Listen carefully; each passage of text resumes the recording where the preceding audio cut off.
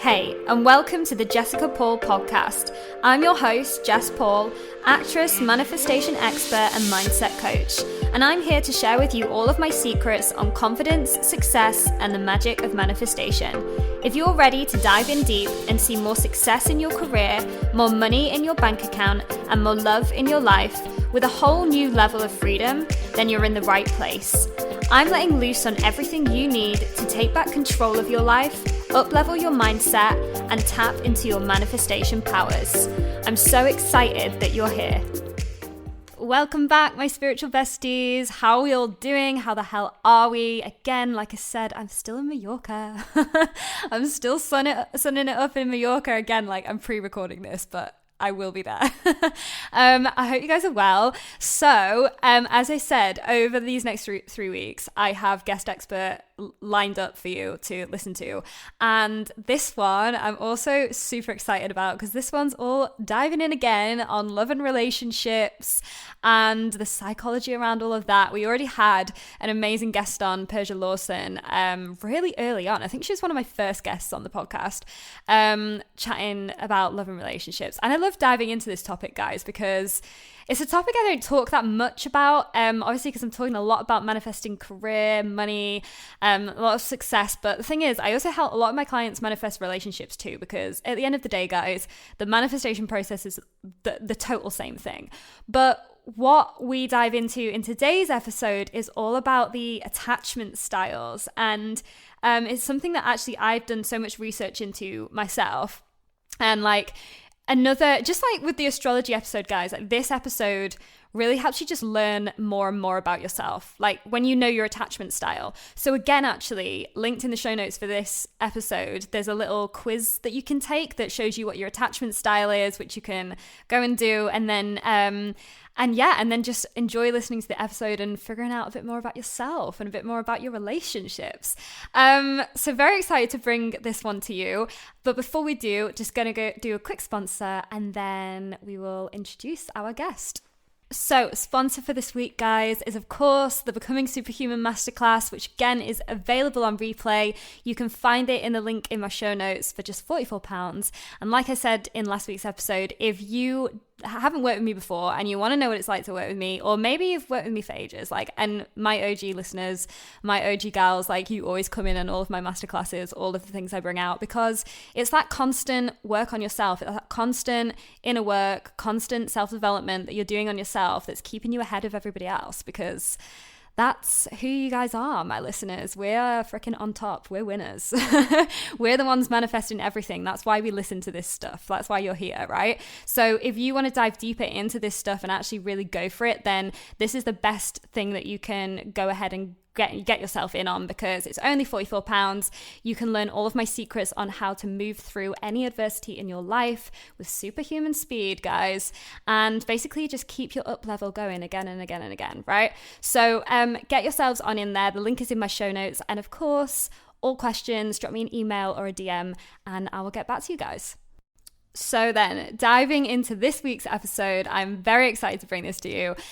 We have got the amazing Claire Grigson on, and Claire is a self-love and relationship coach who specialises in helping women with anxious attachments feeling more secure, empowered, and confident in their dating and love lives. And she believes the most important relationship you will ever have is with yourself. And this underpins all of her coaching practice.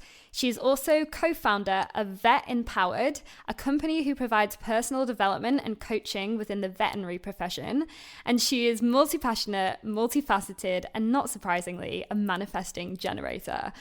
I love this, guys. I love this conversation so much. We went in on basically, like I said before, this is an episode where you're going to really get to know yourself on a deeper level. And we link a really great book that you can go and read as well. But this is going to help any of you guys in your dating lives, relationships that you're in, anything like that. But all equally, guys, this is manifesting any kind of relationship in your life. So I talk a lot with my clients about, the relationships you have in your career or in your business or whatever it may be. But we're feeling a little bit of these attachment styles in a lot of our relationships, but this goes definitely for love and relationships. So basically, enjoy, guys. Let me know how you've all find it. Tag us both on Instagram, drop us both a DM, drop me an email with any of your biggest takeaways or any questions you have. And I basically will see you all next week. Enjoy. Okay, Claire, welcome on to the podcast. It's so amazing to have you here. I am so excited to be here. This is a great way to spend a Friday morning. So thank you for inviting me. Thank you. We were just saying actually like how we found each other and finding you over TikTok. And we were just chatting about how both of our TikTok accounts kind of blew up in March, which is a little synchronicity there. And I'm really excited to chat to you because I've actually had one other relationship coach on the podcast before, but what we're going to dive in today, all around attachment styles and stuff, I think it's going to be a really, really interesting conversation for a lot of my audience because not only just in relationships and dating, but actually in manifesting things, because this is all to do with the shadows that are brought up to the surface when we understand ourselves on that deeper level. But first of all, Claire, I would love it if you could just give a little introduction to who you are and how you became a relationship coach and just a bit about your story. Of course. So yeah, I'm Claire. I'm a self-love and relationship coach. And my journey into coaching started probably around about 3 years ago. So bit of background, I'm a veterinary surgeon by trade. I've been a vet for 15 years. So that's what I've always of done. So I pivoted into coaching because I went through a series of personal challenges in my own life. So I was in a 14-year relationship. We were married. There was infidelity. We went to marriage counselling. The relationship broke down. Within 18 months of my marriage breaking down, I also lost my best friend, and then I lost another close friend within 8 weeks of that. And I was in a short-term relationship at the time. That ended, and I just found myself, I guess, at this rock bottom place that I'd been at before, but before I'd used the suppressing, the distracting, the keeping busy, you're fine, get on with things, because I've always been someone historically that just put a mask on, happy, cheery Claire, it's all good, but it was really suppressing a lot of underlying pain and trauma that had been going on. So I took 2 steps at that point. I reached out to a therapist and I worked with a therapist for 6 months.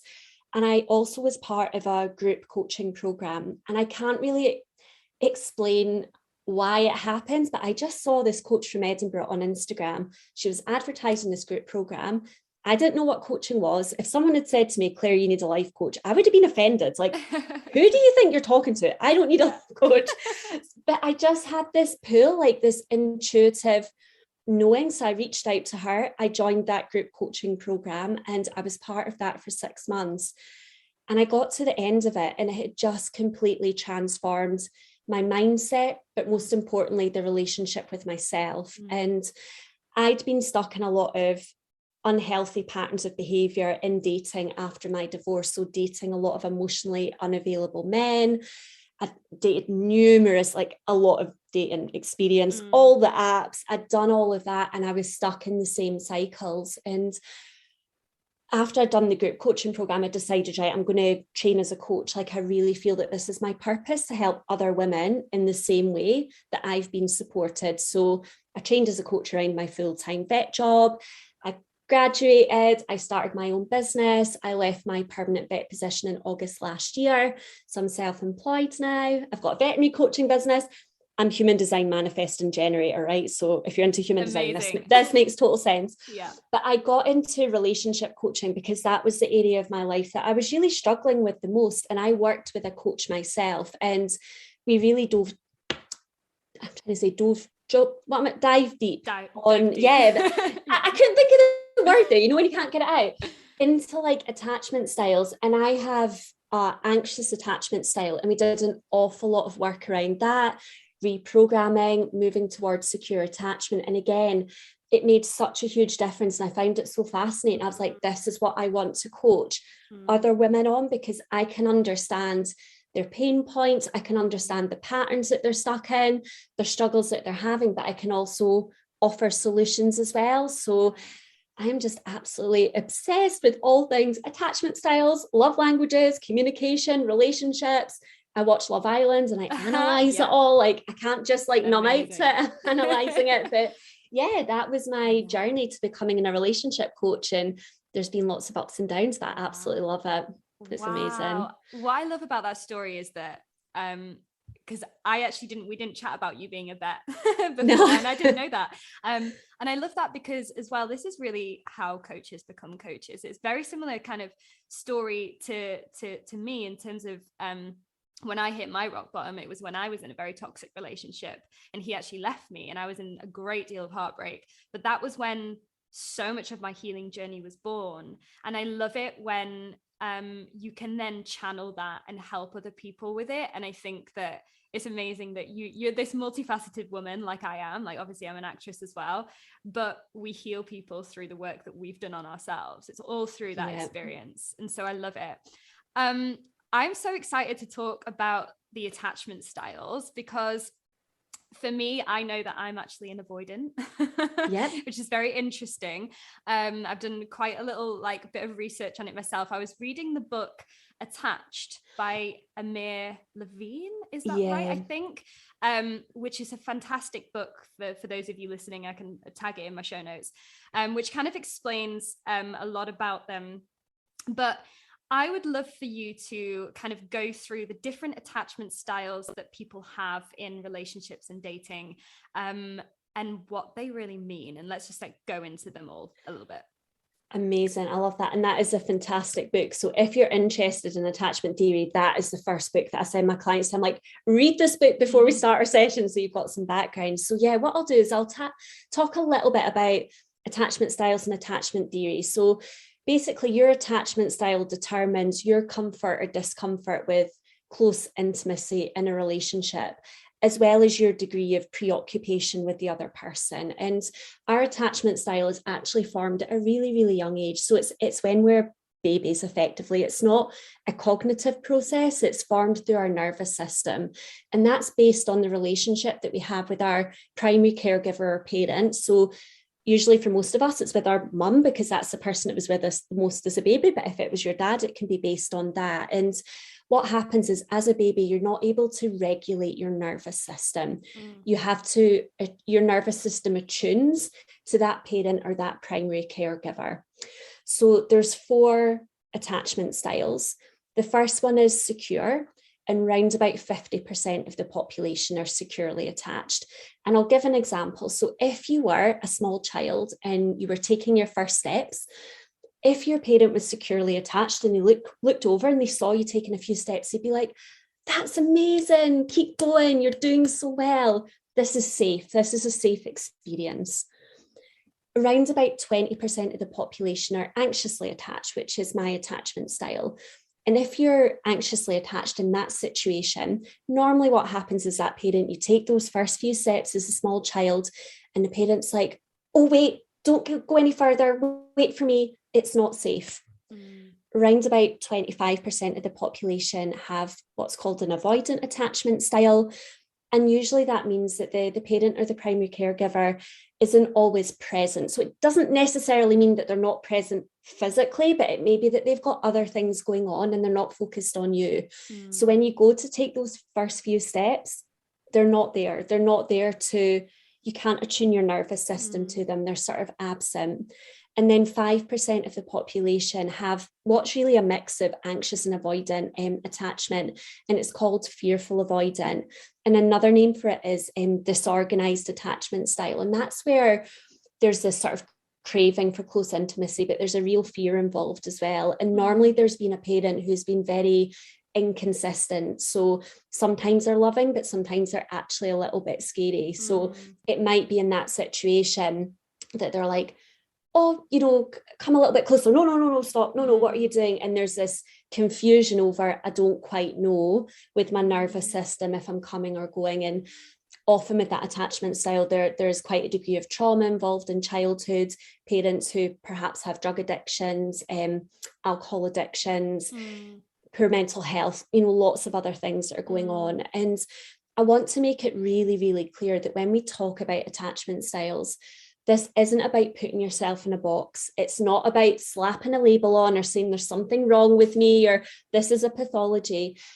attachment style is an awareness. And when you have that awareness, it can help you develop a deeper understanding of how you show up in relationships, what your blocks are, why you're attracting in the type of people that you're attracting in. So it really just gives you that deeper knowledge of what's going on and helps you make sense of the past. Yeah, it's kind of like when we talk about astrology or we talk about human design and how it doesn't like actually rule us. It has no, we're in control, but it's that deeper understanding of who we are that's going to help us get rid of these shadows that are holding us back, and this is a lot of the work that I do with my clients around calling in, manifesting anything into your life is, you've got to understand what's blocking you, but specifically with the relationships. Now, it's actually interesting because as you were talking then, I was kind of a bit like, yeah, I see in my own relationships that I can be avoidant when it comes to love and relationships. But I suppose there is that anxious to it as well. So maybe I am like the last one as opposed to the like completely avoidant. Does it, if you are like let's say you grew up in an environment where your parents were still together and you had one parent that was very kind of secure around you, and then the other parent that was not entirely avoidant, but just maybe not there as much, does that have how does that kind of manifest when that's gone on in the... I mean, it's definitely going to have an impact because your attachment style isn't just based on the relationship with the parent that you spent the most time on. It's also affected by other people that are in sort of close proximity to you on a regular basis, as well as your own experiences. And the way that I explain attachment styles is it's like a sliding spectrum. So you have securely attached in the middle, you have anxious on one end, avoidant on the other, and then fearful avoidant, the mixed one, is going to be kind of sliding a lot between the two. And I guess what that means is dependent on the other person's attachment style is going to affect how you show up. So actually, most of us show a mixture of all the different behaviors from the different attachment styles, but we have a predominant default one that comes up. So we have almost like a default attachment style, but depending on the experiences that we have, that can then affect where we sit on the spectrum at any one time. So the best way I can explain this is my natural default attachment style is anxiously attached. If I'm with someone who's avoidant, it makes me more anxious. If I'm with somebody who's secure, it can actually make me go a bit avoidant. So it's having that awareness that you're continuously sliding depending on the dynamic with the other person and what's coming up for you. Amazing. So for those people listening that are like, well, I've never heard of these attachment styles before, can you give a few examples of what goes on in each attachment style so that people can kind of maybe just decipher for themselves, or what might I be when it comes to relationships? Absolutely. So if you are securely attached, you may be listening to this and going, I don't have many issues in my relationships and there's not an awful lot of drama. And it doesn't mean that you don't face challenges, but there tends to be this sort of inherent higher self-worth. So this knowing that if this doesn't work out, yes, it's going to be upsetting, but there's plenty more fish in the sea. There's lots of other people out there. I'm worthy and deserving of a great relationship. So people who are securely attached tend to have less drama in their relationships. They tend to have, I don't want to say less issues, but it doesn't feel like an emotional roller coaster. So if you're like, yeah, things are usually fairly cool, most of the time it's all good, you're likely going to be securely attached. If you're anxiously attached, there's an underlying fear of abandonment, and how that might manifest is, say, for example, you're dating somebody and you've sent them a message on WhatsApp, the 2 blue ticks are there, but they've not responded, right? And like half an hour goes by and you're like, that's cool. I know they're at work. They're probably just busy. And then another half hour goes by and you're like, oh, that's a bit weird. Oh, maybe just check Facebook Messenger. Are they online? Oh, they've been on Facebook, but they've not messaged me back. And what happens is that anxiety builds and builds and builds until you're at the point where you're like, oh my goodness, they're going to leave me. They don't want to be with me. I'm not good enough. There's something wrong with me. So if you're anxiously attached, you tend to experience a higher degree of anxiety in your relationships and a sort of a preoccupation with the other person. So always wondering, what do they think of me? How are they feeling? Do they think this is going anywhere? And the focus tends to be kind of on the other person, like what's going on for them and how can I keep them close? Because when you're anxiously attached, you're scared the other person is going to leave. So your nervous system is looking for ways that you can bring them close and keep that connection. And I think it's important to note that it is normal to experience some degree of anxiety in the early stages of dating, even if you're securely attached, right? But we're talking about when we kind of get over the initial few weeks. If this is a recurrent theme for you, then it's worthwhile looking at, is it that there's an anxious attachment style going on? And if you're avoidantly attached, what that tends to mean is how that might show up as you meet somebody and you're like, yeah, they're great. Like, I really like them. This is all good. The first few weeks are cool. And then they start to get quite close and it starts to feel uncomfortable and you can't quite articulate why, but you're like, I just feel like I need some space. It's too much. Like, I don't like, they're impinging on my independence and my life. And oh my goodness. And there's this tendency to sort of pull back. Now, the issue is if you're anxiously attached or avoidantly attached, you're not always so naturally good at communicating your needs, right? So instead of being able to say to your partner, listen, I just feel like I need some downtime myself for the next few days. This isn't about you personally. It's just that I like my own space. Maybe not so good at saying that, but better at just kind of pulling away and creating that distance until you feel comfortable again. And then when you feel comfortable again, you start to come towards. So there tends to be this real sort of push-pull effect. And I think it's really important that when we're talking about attachment styles, that we don't demonize people who are avoidantly attached. And I do see this in the social media space around like emotionally unavailable men and avoidant men, or if you're avoidant, like you're a bad person. Like, it's not so much said like that, but I think it's really important to understand that there's an underlying security there and you still want love and affection, but it doesn't feel safe. It doesn't 100%. Feel safe to be close to someone. That actually, on that point, because when you were explaining that, I was like, oh my God, that's me. Yeah. That's me when it comes to relationship, when it comes to love and relationships. I feel like I'm a lot more secure around any other relationships in my life, like, because as well, guys listening, like, this is really to do with any relationship, like business relationships, career relationships, like anything. But when it comes to love and relationships, that is a specific one for me. And again, I hear that a lot. When I was reading the book Attached, I was reading it and I was like, fuck, I'm a really horrible person. Like, you know, and I was reading, I was going, oh my God, like, am I just a really horrible person? And no, you're not. Like, this is all coming from those points in your life, those inner child, moments that need healing. And it's definitely something that I hear a lot online. It's like a lot of people basically talk about narcissism and talk about how that's how narcissists work, and and it's just not true. Like, in fact, like, we can talk about that in a bit actually when it comes to narcissism. But I definitely have that attachment style the most, I would say, where in relationships. I find when I've done the analyzing myself, I do exactly that. I pull myself away when it starts to feel like it's getting a bit too close, but then I crave it. I still want it. It's not like I don't want a loving, intimate relationship in my life, but I do find that. So what's the final one then? The avoidant, anxious. So yeah, fearful avoidant, which is like anxious avoidant or disorganized. How that might look and feel is you meet somebody and again, you're like, oh, this is great. And you really crave that intimacy and closeness.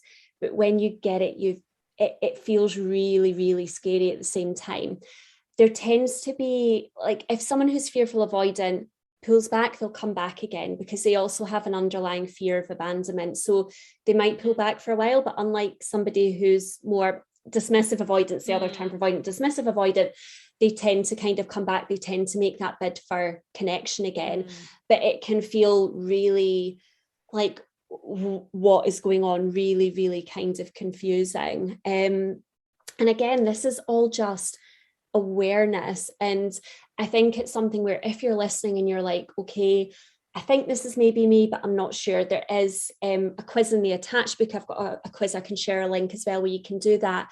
It's really important to know that with these quizzes, fearful avoidant is not an option. So as to my knowledge, nobody has developed a quiz that will come out with that outcome. But if it was something where you're like, okay, I really resonate with some of the avoidance behavior, but also I experience a lot of anxiety in my relationships, the best thing to do in that instance is to have a chat with a coach like myself or another coach who works with people around their attachment styles, or a therapist, because usually from having a conversation about previous experiences, how you feel in relationships and what you feel you identify with most strongly, we can say it's likely that, you know, it's a fearful avoidant attachment style that you have. Yeah, because it's not just as simple as, just like we said before, putting yourself in a box and going, that's me. Like there's so many other factors to what kind of makes you feel this way and where it's all come from.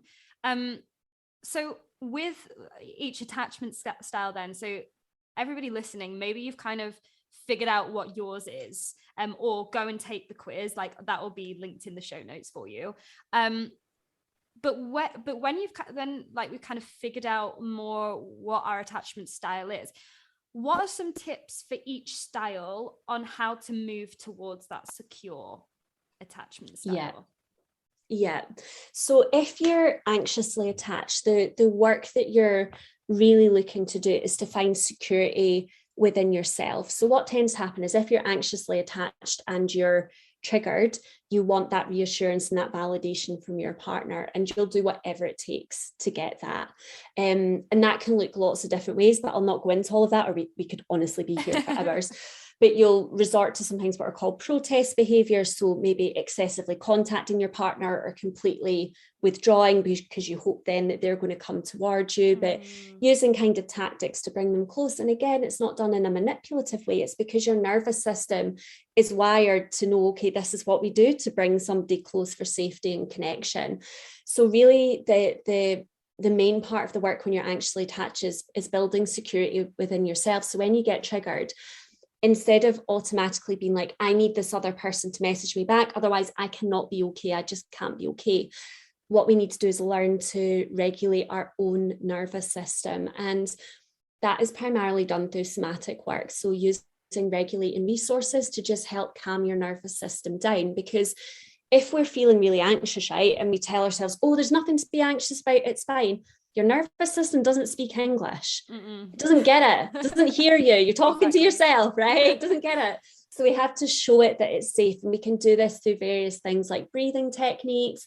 There's another technique called orienting, where you kind of slowly look around the room and just take in each object, and just that gentle moving the eyes from side to side and taking things in. Again, that's a signal to the body, to the nervous system, that we're safe.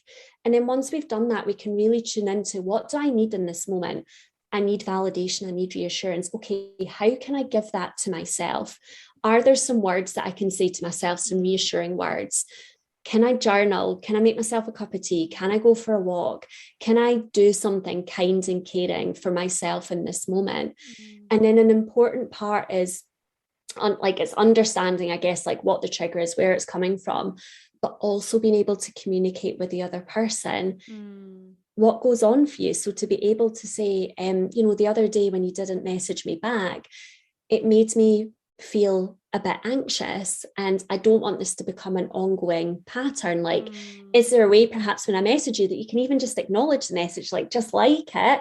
If you're busy, you don't need to message me back straight away, but I just don't want this to be something that keeps on coming up over and over again. So it's that combination of doing that own self-regulation and building that self-security, but then being able to communicate that with the other person to say, hey, like, this comes up for me, I'm not blaming you, I'm taking ownership for my own feelings. And is there something that we can work on together so that this doesn't become a recurrent issue that's happening over and over again? Yeah, and this is so important. This goes into so much of kind of the inner child work I do with a lot of my clients as well, and that healing, because that's all part and parcel of becoming the next level version of you. You know, like you can't step into that version of you unless you go back to those places. And it's also really important because you're opening up that throat chakra, which I talk a lot about as well, because when you can actually just communicate how you feel, firstly just allow yourself to feel it, but when you can actually communicate how you feel, you become like instantaneously more empowered in that moment, because it's out there, it's out there. And so whatever happens after that, you've been honest and truthful to yourself, which is the most empowering thing you can do in that moment. So that's the anxious attachment style. So what about for the avoidant? What can they do? Yeah, so if you're avoidant and you're looking to move towards security, again, the work is learning how to communicate with your partner what's coming up for you. So rather than just pulling back and withdrawing, being able to set boundaries and be like, listen, like having time on my own is really, really important. It's not anything personal. There's not anything for you to worry about. The relationship is absolutely fine. And I just need a little bit of space. So it's about learning to almost like co-regulate with another person and putting yourself in those situations where you're communicating, because naturally you want to pull back. You're like, I just feel uncomfortable and I'm just going to pull back and not communicate what I'm feeling. But if you're not prepared, if you're not able to have the conversations, then nothing's probably going to change, right? So it's about learning to be secure, I guess, with another person, being able to have those conversations. And I think another thing is allowing yourself to feel safe, because again, the reason that you pull back is because it doesn't feel safe to be close to somebody because of the experiences when you're younger. So it's having that compassion for that younger part of yourself. Again, there's inner child work to be done, and regulating resources that you can use to show your nervous system that it's safe to be with this other person. And there's exercises that you can do with a partner if they're open to doing that, to allow your nervous systems to just attune with each other and move towards that more secure attachment. And again, it does make me sad when I see in the online space the way that avoidant attachment can be described, because it ultimately does come from an insecurity. And in my content, I will make reference to emotionally unavailable men and avoidant men, but it's because most of the women I coach are anxiously attached. So when I use it in those terms, they can recognize that and be like, oh, I understand that pattern. But I think it's so important that you bring compassion into all the attachment styles. That's actually really interesting as well that you say that about men and women, because I found that as well. When I was reading the book Attached, I was like, oh, I feel like I'm more avoidant, but it kind of feels like it's more of a male thing, which then I was again very like, oh, this is strange, like diving in even more, because I know a lot of women who are more anxiously attached. Again, I coach a lot of women that are anxiously attached, but like gender doesn't come into this, does it? It doesn't. And again, as far as I'm aware, I don't think there's any study. I mean, I may be wrong, but I've not seen any studies myself that go into breaking it down into gender in terms of percentages. But what I would say is it's definitely not a case of avoidant attachment style is always male and anxiously attached is always female, because I see it on my TikTok account. I have men comment going, I know you're talking to women, but this is me. I am anxiously attached. So it's not gender specific at all. So that's actually really interesting as well, because the next question I have for you is it common that when you are a certain attachment style, let's say you are anxious, is it common that you then attract more avoidant people? Because what I find, so I'm more avoidant, like either anxious avoidant or just avoidant, I'm not entirely sure, but I'm more avoidant, and I seem to attract whenever like I'm dating. I don't, date a lot right now. It's not really one of my priorities, but like when I do date, or when I have, been with a guy, they've tended to be more anxious. And I don't tend to ever meet guys that are more avoidant like me, that are like just kind of need their space and their boundaries. I usually tend to find that the guys I meet are like, I want all your time, I want all your attention. It gets a bit too much for me. Is that quite a normal thing? It is. And I love this point, because see, when I learned this, I was like, mind blown. My whole dating history makes complete sense. So if you are anxiously attached, you have an underlying fear of a belief. There's a belief that you're going to be abandoned and you're going to be left. And we know that our underlying beliefs are self-fulfilling prophecy until we shine light on them and we bring them to the surface and we do work to rewire them, right? And shift and change them. So when you're anxiously attached, you have an underlying fear of abandonment. And what that means is on a subconscious level, you are attracted to somebody who's avoidant because they are going to prove that belief right. Because our mind always wants to be right, okay? So subconsciously, this isn't something where you're thinking, this is subconsciously, you are more attracted to people who are avoidant because they are going to prove that belief right. And vice versa. If you are avoidantly attached, you have an underlying belief that intimacy and closeness is uncomfortable and it's scary, right? So what happens is, again, on a subconscious level, you are attracted to somebody who's going to prove that belief right, because when someone's anxiously attached, naturally, they're going to want more of your time and attention. They want that connection. They want to be close to you, and it's going to feel uncomfortable, and you pull back and it's like, yeah, I was right. Like, intimacy is scary. It's too much. People are too needy. They're too clingy. And then when you're anxiously attached, it's that everybody leaves me. I knew I was right. I knew he was just going to leave me like all the other ones. And it becomes this pattern, right? It's just this never ending cycle. So it's having that awareness. And what is really interesting as well is when you are anxiously attached and you meet somebody who's more avoidant, what happens is they actually trigger your attachment system. And what that can feel like is actually strong chemistry. So if you've ever had the experience, right, where you've met someone and you have been in their presence for less than 10 seconds and you're like, we're going to have sex, like I'm going to rip their clothes off and this is what's going to happen. And there's that, and before they've even opened their mouth, there is a good chance that is happening because they have actually activated your attachment system. There's already this fear of losing them and they're going to pull back. And the feeling that it creates, we can mistake that for chemistry and excitement, but actually it's anxiety, right? Because anxiety and excitement can feel very, very similar. In the chest up here.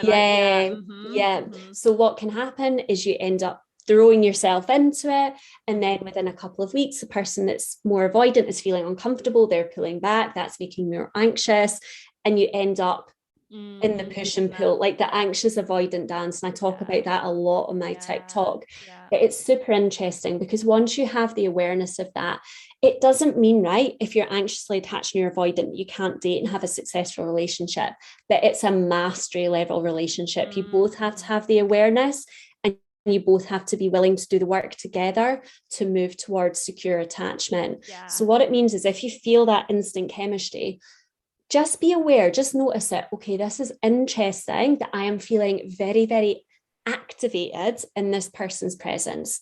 What I'm going to do is I'm just going to allow myself just to slightly lean back, just take it a little bit slower, and just let this person be who they are. Because normally with our attachment styles, they're going to show up pretty quickly and you're going to be able to work out the other person's attachment style. And then based on where they are, their level of self-awareness, whether they want to do the work, their willingness to do the work, then you can make a conscious decision. Do I want to move forwards with this person? Or is it just that we're not going to be compatible for a relationship? Because you'll know, like when you date someone anxiously attached, you're uncomfortable. You're like, oh my goodness, this is too much. This doesn't feel good. When I date someone that's dismissive avoidant, so avoidantly attached, it doesn't feel good for me because I just feel like they're just going to disappear at the drop of the hat and I'm going to be abandoned. So it's all about raising your self-awareness and making more conscious decisions and choices. 100%. It's so interesting what you were saying there about how our subconscious just kicks in, because it's that classic, the universe is always saying yes. It's always saying yes to everything that you are believing, everything that you're thinking, everything you're putting out there. And therefore, of course, you start manifesting these things, which is why, and again, this is the work I do with my clients on, attracting in career success, attracting in money, attracting in, all relationships, whatever it is, it's all the same manifestation process. And that is what it is when you are remaining in these bad patterns and these bad habits that these limiting beliefs that are holding you back, then you're going to attract that thing into your life. So it's so interesting there because of course, like I'm attracting in and like really anxious men into my life, because that's my belief, you know, which is very eye-opening and very, very interesting. And like you say, and I always say this to my clients as well, like when talking about relationships, it's like one step harder than manifesting anything else, because you've got the other person involved, you know, like, and that other person has free will. So if you aren't communicating properly and you aren't on that level with each other where you're both willing to heal and do this work and understand the attachment styles and understand these things about yourself, then you could do all that work on yourself that you want, but it would still be like, you know, it still wouldn't work as smoothly as if you both were communicating and willing, you know. It doesn't mean that, because I know for myself, like I'm obviously like very much into manifesting, very much into self-development, very much into spirituality. I might not meet a partner that's the same as that, but if they're willing to like understand the deeper work, then that's where that beautiful relationship is formed. So that was a really, really interesting thing you brought up there. So one of the main things then, really, when it comes to manifesting any kind of love or relationship into your life is communication, because that has come up so much. So what are like your biggest tips on communicating in a healthy way? Absolutely. So I think the first thing to understand is there are inherent differences between men and women when we communicate. And with men tend to want to go straight to fixing and problem solving, whereas women tend to communicate because we want to be seen, heard, and understood. So how this might show up is if you've had like a long day at work and you come home and you're talking about what's going on and you're speaking to your partner, and I'm talking to like a male-female relationship. Obviously, I realize there's different variations and of things course. on it, but this is what I'll talk to right now. So you come home and you're describing to your partner your day and you're like, oh my God, it was so terrible. I had to have this conversation. I had a really difficult client. It's been really challenging. I'm just feeling really stressed out. Now I need to do this. Now I need to do that.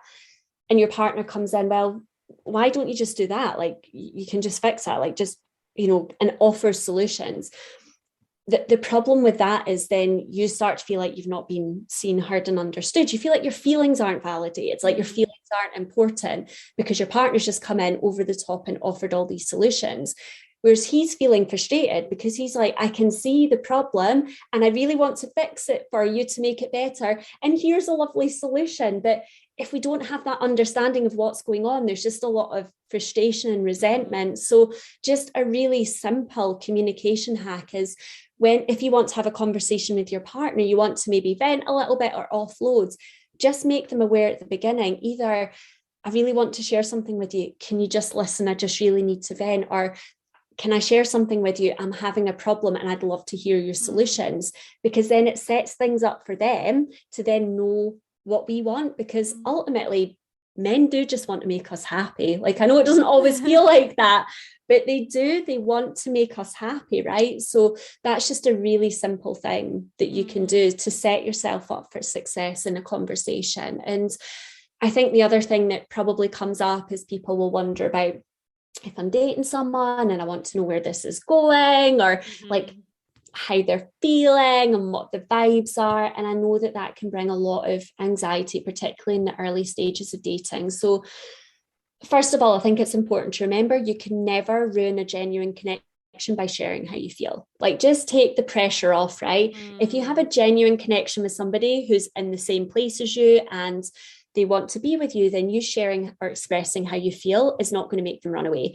If they run away, there's something else going on for them. Like, have compassion for that part of them. There's something coming up for them, but that's not compatible with what I want right now.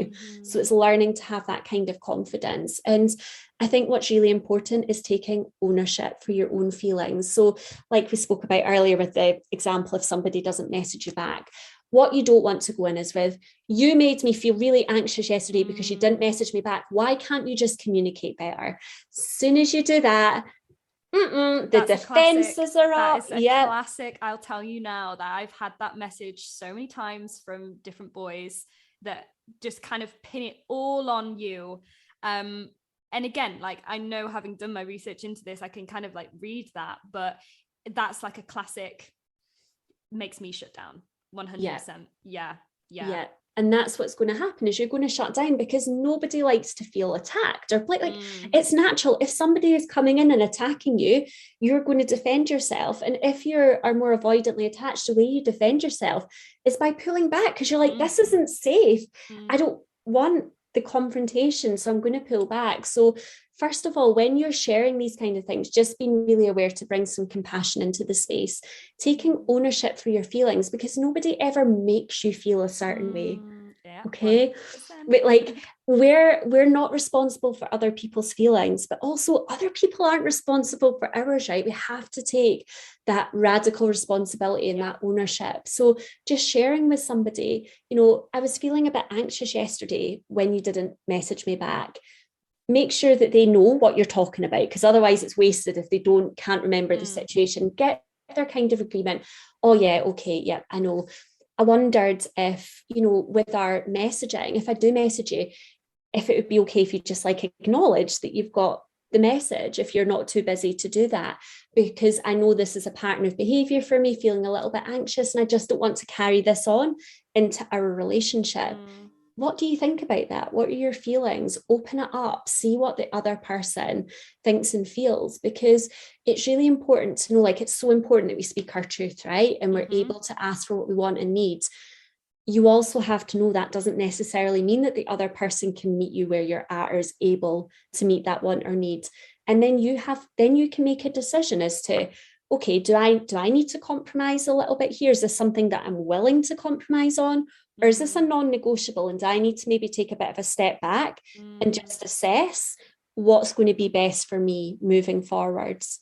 That's great. Yeah. And actually, because you brought something up there that's really important as well, because we have to express this love and compassion, and that comes through this understanding, and again, that's what I really teach so many of my students on a spiritual level. Like, this is the reason that we do so well in life, is because we're living in this like fifth dimension, which is just all about love and compassion, the highest frequency of all, right?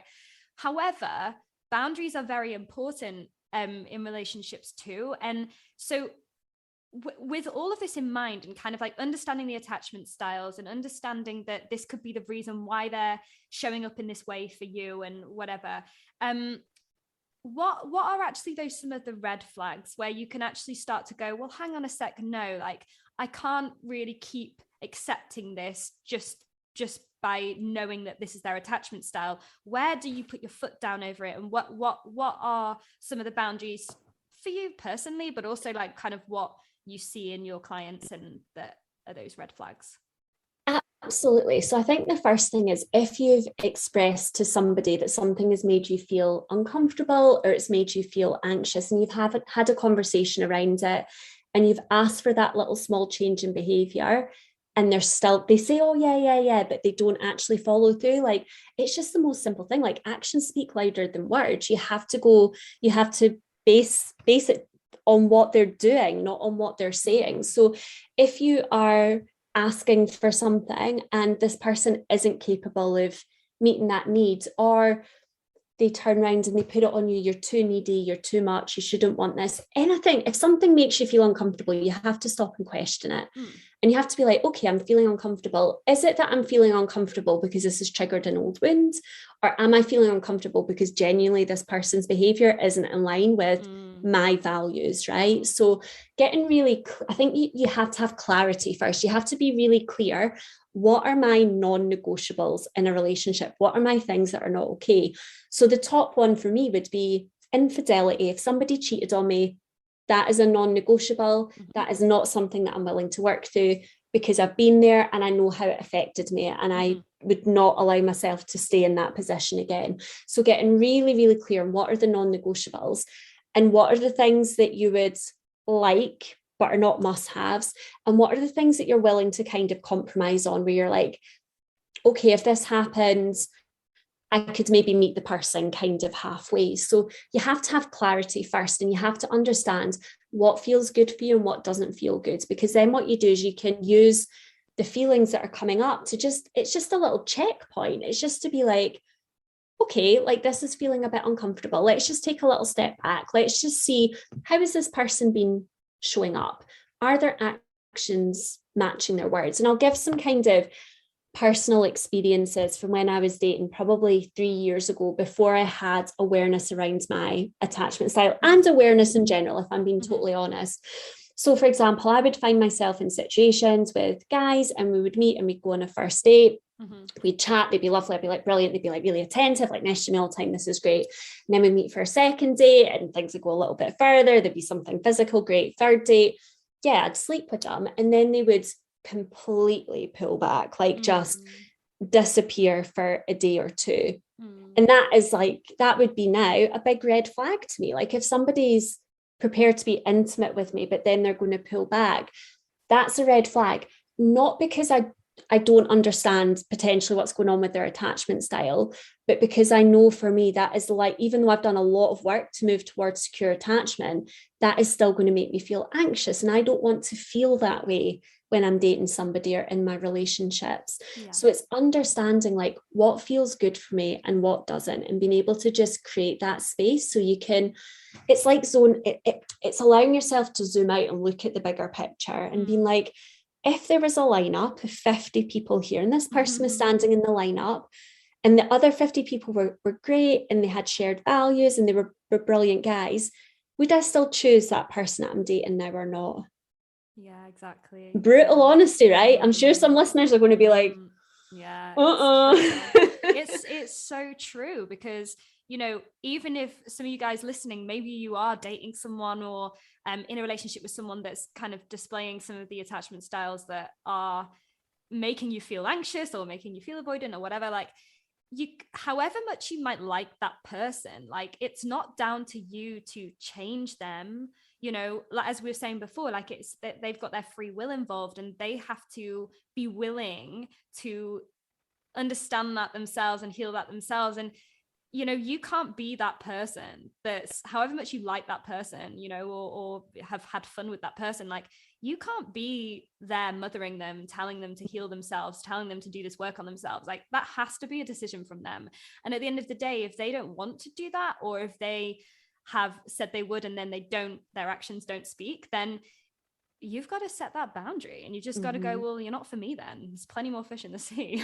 You know. Yeah. And that's so true. And I think that sometimes, because it can be like a chemical reaction, we can get so hung up on people and be like, well, I just want to change them, I want them to heal, I want them to be like me, I want us to live in this happy relationship. But it is down to them, and everybody's on their own healing journey. Everybody is on their own journey that, you know, you might be ready to heal now, you might be ready to heal in 10 years time, but you're always going to meet that person that is matching your vibration. You're always going to. There's just so many people in this world, you know, and again, that comes down to belief system. That comes down to what you're actually believing. If you're believing that there's no good men out there or good women out there, then there won't be for you, you know. But if you're believing that there is that amazing person that has those healthy attachment styles, that has those healthy boundaries just like me, they will come into your life. So I think that is it's such an important thing to note on the boundaries and the kind of red flags that do come up, you know. It's a big thing that I go into with my clients, setting boundaries, because it's so important. But I would love to know what's kind of your, just to kind of like round this interview off, because it's been so enlightening and we've just learned. I mean, I like, again, guys listening, do send in any questions you might have, and, you know, make sure to tag us on Instagram and everything. But like, I'm sure that so many of us have learned something new from this episode. But what's kind of, just to round it off, what's your biggest bit of advice for anybody dating or in a relationship that seems to be struggling a little bit, or things aren't working that smoothly, like, you know, whatever it could be? What's like the biggest bit of advice that you would tell them? Okay, I feel like there's going to be two biggest bits of advice because I can't just have one.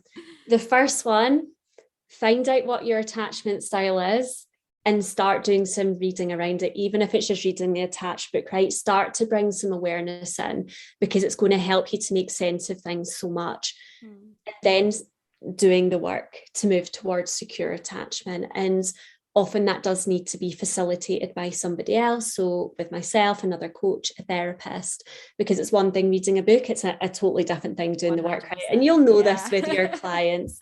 So that is the first thing. I can pretty much promise you that if you don't know what your attachment style is, or this is new to you, when you find out what your attachment style is and you read up on it, you're going to have light bulb moments and insights, and you're going to be like, holy shit, like this makes sense, like do it. Because until we understand our attachment style, we're essentially showing up in a pre-programmed way in our relationships and our dating lives that we're not controlling, because it's being controlled by our subconscious. So do that. Find out about your attachment style, get some understanding, get some awareness, start doing the work. Like, it's life-changing and you won't regret it.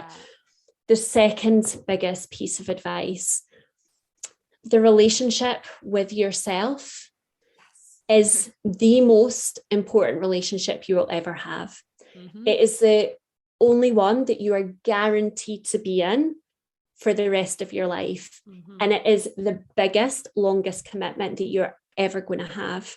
So really, really do the work on that, because all your external relationships are mirroring back the relationship with yourself.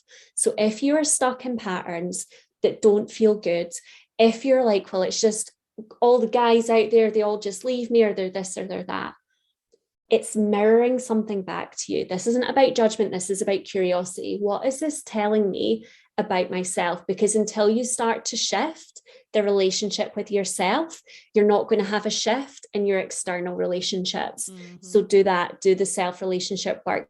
That is at the very, very core of everything I do with my relationship coaching, with my veterinary coaching business.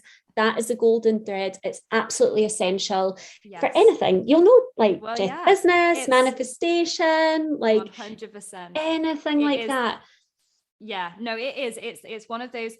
One phrase I always use is that your self-love is the foundation for your success. Yeah. And that's any success. Like, literally whatever you're trying to manifest into your life right now, if you don't have that foundation of loving you and understanding what that means, then you're just going to make your whole manifestation process 10 times harder. So I totally agree with that. And it's just been wonderful to chat to you and find out more about what you do, and really dive into these attachment styles. So I would love for you to share where everybody can find you, where you usually hang out. And of course, we will link all of your links in the show notes.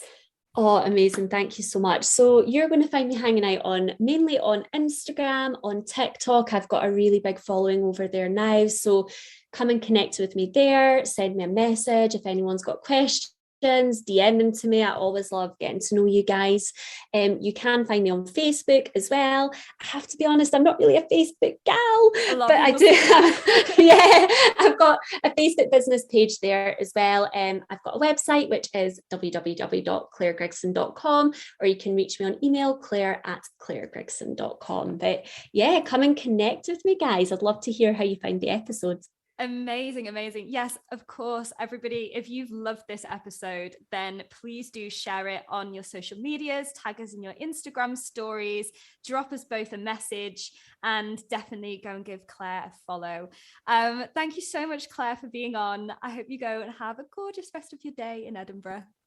Oh, thank you so much, darling. Thank you for having me. It's been an absolute pleasure.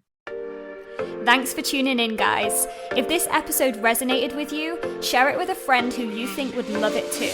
And if you want to let me know how you found it, just screenshot this episode, add it to your Instagram story, and tag me at I am Jessica Paul so that I can throw all the love right back at you. And of course, subscribe, hit those 5 stars, and leave a review to show your support and to keep the good stuff coming. Sending you so much love and gratitude from your girl Jess.